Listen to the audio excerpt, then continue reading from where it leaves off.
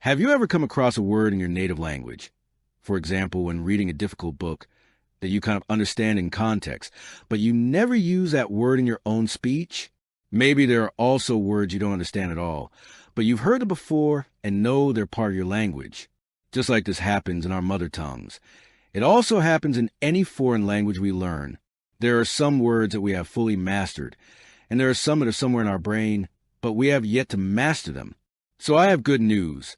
It is perfectly normal to have to hear a word over and over again before it sticks. Learning a language is like learning to play the violin. It takes lots of repetition and time for new things to stick. So before you get discouraged and say to yourself, "Didn't I just learn that word last week?" Change how you view the learning process. It helps to think of your brain like a deep well. There are different levels in a well and in our brain. Each part of your language ability, vocabulary, grammar, comprehension, pronunciation, is at a different depth in the well. Every word in the new language is like water rising in the well. It starts deep underground, unusable at first, until it reaches visibility and usability at the top.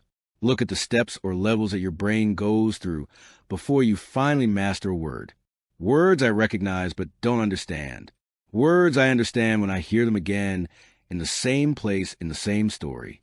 Words I almost understand out of context. Words I easily understand out of context. Words I can recall if I need them. Words I have used once in my own speech. Words I use easily in my own speech. Words I have mastered in every respect. Let's use the Urdu word Kismat. meaning fate, as an example of how a word rises in your well. The first time you hear Kismat. from your teacher, it enters your well, plopping at the very bottom. The sounds are unfamiliar, and you barely catch it in the sentence. The next time your teacher uses it, you might not remember the meaning, but now it sounds familiar. That's progress. The word has moved up to the next level of the well.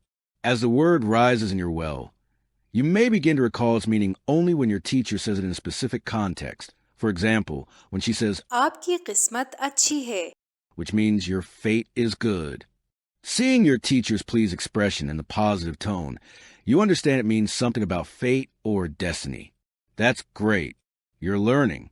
After hearing it a few more times in different situations, when someone talks about getting a job, finding a good deal, or avoiding an accident, you start to recognize Kismat. from context alone.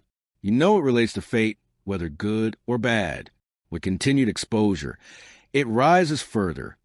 You understand it every time you hear it, even when someone uses it in a completely new context. Next comes speaking. You begin to use Kismat. in your own sentences. At first, you have to pause and think, how do I say fate again?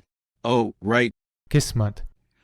But after using it a few times, such as telling your conversation partner that you had good Kismat. finding a parking spot, it starts to come more naturally, like water near the surface. Eventually, when you've truly mastered the word, it's like water in the bucket at the top of the well, ready to be used without any effort. Kismat. Flows out as naturally as fate does in your native language. This process might seem slow, but remember, with each class, you're both adding new words and raising others toward the surface, sometimes by the hundreds. So, if you feel like you're not remembering as well as you like, that's okay. The process is working as each part of the language slowly rises toward the surface of your well. Though 90% of the learning process is underground and imperceptible to you, eventually, each word will splash into your everyday speech, ready to be used at your command.